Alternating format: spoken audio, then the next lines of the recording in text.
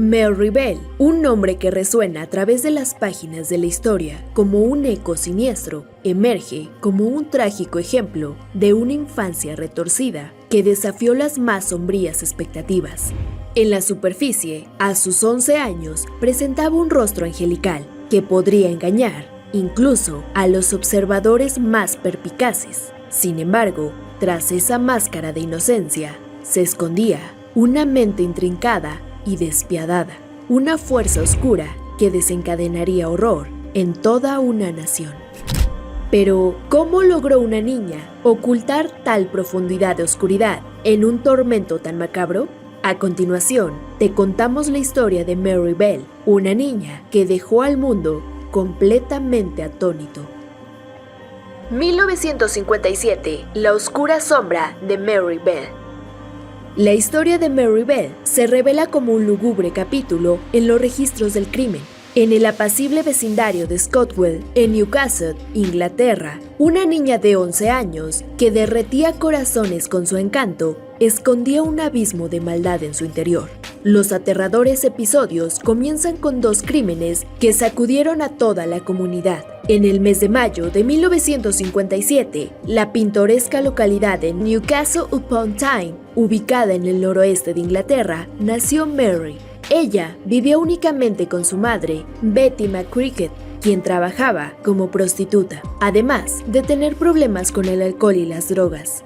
Betty solía dejar a Mary sola en la casa, mientras ella se ausentaba para trabajar en Glasgow, Escocia, durante periodos prolongados.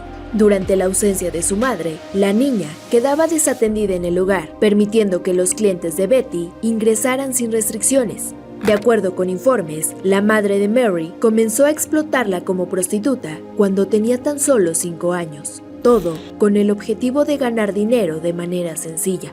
Se sospecha que el padre de Mary Bell, un individuo de cierta notoriedad, podría haber sido un delincuente identificado como Billy Bell. Este hombre fue detenido por participar en actos de robo a mano armada, un ejemplo negativo para la pequeña Mary. En investigaciones posteriores, algunos miembros de la familia confirmaron que temían sobre los intentos de Betty de poner fin a la vida de su hija en varias ocasiones. Según sus testimonios, argumentaban que Mary Bell experimentaba accidentes frecuentes como caídas de muros o incidentes en los que se atragantaba con pastillas desde que era apenas una bebé, ocultando su falta de habilidades como madre. 1968, el inquietante comienzo. El 25 de mayo de 1968 quedó marcado por su proceso espeluznante que dejó una sombra imborrable en la memoria colectiva. Era un tranquilo día de verano cuando la tragedia se desató en una casa abandonada, un escenario que se convertiría en el epicentro de un horror inimaginable. Martin Brown, un niño de apenas 4 años, fue hallado sin vida en el suelo de la vieja vivienda. Inicialmente, todo parecía apuntar a un desafortunado accidente, tal vez un juego infantil que salió mal. Sin embargo, las apariencias resultaron engañosas, ya que se determinó que el pequeño fue estrangulado. A pesar de la aparente falta de pruebas o indicios que incriminaran a Mary, la escena estaba impregnada de una malevolencia inquietante, revelando que la verdad trascendía la comprensión humana. Y así, la niña de tan solo 11 años se convirtió en la penumbra que oscurecería la inocencia del vecindario. Nadie podría imaginar que una pequeña pudiera ser capaz de infligir tal horror. Días posteriores, Mary Bell tocó a la puerta de la residencia de la familia de su víctima y vecino, Martin Brown, solicitando a la madre del niño la posibilidad de encontrarse con él. La mujer, sorprendida por esa actitud, comunicó a la niña que su hijo había fallecido. Sin embargo, la niña respondió a la mujer con una frialdad alarmante. «Ya sé que está muerto. Lo quería ver en su ataúd». En ese momento, Mary estaba en compañía de su amiga Norma, quien curiosamente compartía el apellido Bell, sin tener relación de parentesco.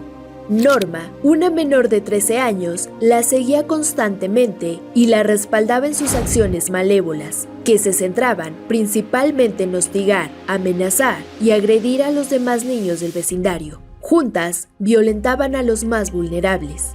Un día, ambas menores entraron a la guardería en Scotwell, causando daños a diversas instalaciones y dejando una nota que admitía su implicación en el fallecimiento de Martin.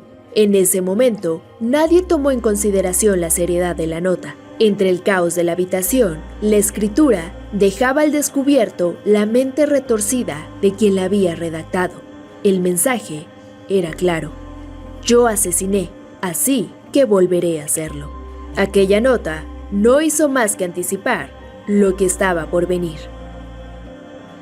Brian Howe, su segunda víctima.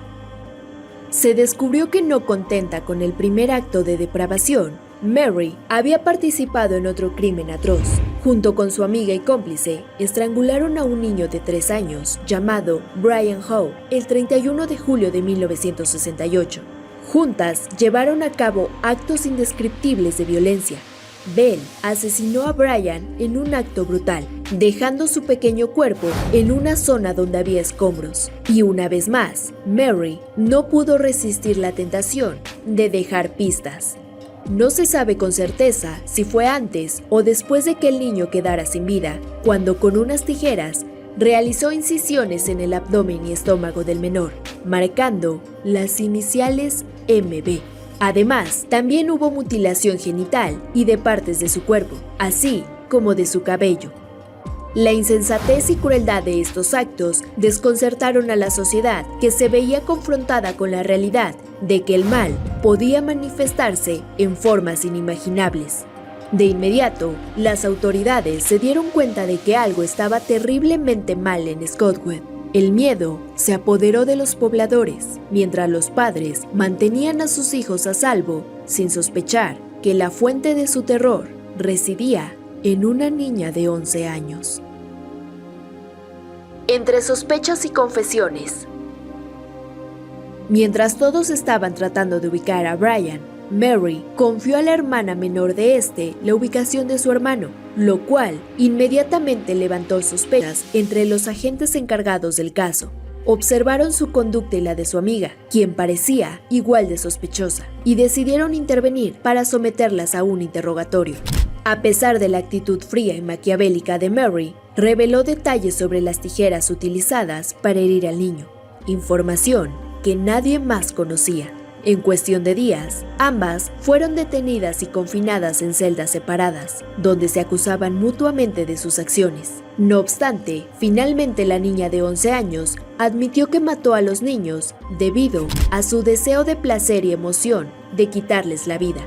También mencionó que le agradaba causar daño a seres vivos, tanto animales como personas, especialmente aquellos que eran más vulnerables que ella.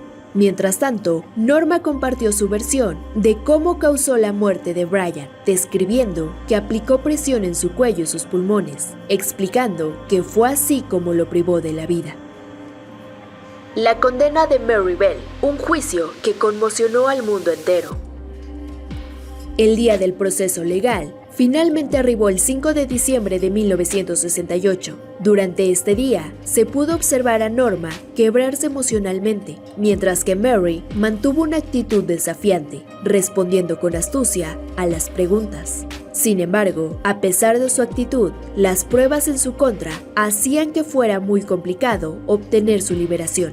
Pocos días después, el 17 de diciembre, la niña de 11 años recibió una condena de cadena perpetua. Al escuchar la sentencia, se derrumbó en lágrimas. Mientras tanto, su amiga de 13 años fue absuelta de los cargos, ya que el juez consideró que había actuado bajo la influencia de Bell. No obstante, a pesar de la gravedad de los crímenes, Mary fue sentenciada por 2 cargos de homicidio involuntario. Esta decisión se basó en su corta edad y en la evaluación psiquiátrica realizada, en la que los expertos confirmaron que la niña presentaba características típicas de psicopatía. Después de este evento, la joven fue enviada a una institución de corrección. Sin embargo, a los 20 años, en 1977, saltó a la atención pública al escapar de la prisión con el fin de pasar una noche con 2 jóvenes. 3 años más tarde, en mayo de 1980, y con 23 años de edad, fue liberada, ya que las autoridades estimaron que no constituía una amenaza para la sociedad. El juicio que siguió fue un acontecimiento mediático sin precedentes. La sociedad, impactada y horrorizada, luchaba por comprender cómo un infante podía ser responsable de actos tan atroces. Desde su liberación en 1980, Mary ha llevado a cabo su existencia utilizando diversos nombres ficticios, buscando la posibilidad de llevar una vida común y corriente. Hasta 1988, Mary logró mantener un perfil bajo, empleando varios alias y modificando su residencia tan pronto alguien la reconociera. Fue en ese punto cuando los medios de comunicación descubrieron su paradero y empezaron a acosarla. En 1984 nació su hija, quien desconocía por completo el pasado de su madre hasta que el escándalo resurgió en 1998. Lo que hizo que decidiera enfrentar a los medios a través de acciones legales, demandando el derecho a vivir de manera anónima.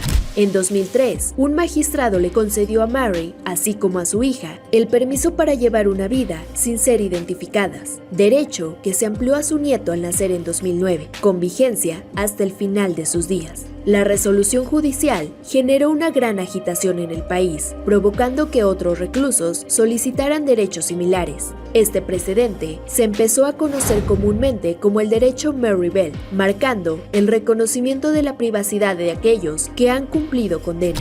Indudablemente, el caso de Mary Bell perdura como un recordatorio impactante de la capacidad humana para perpetrar el mal, incluso en las formas menos previsibles.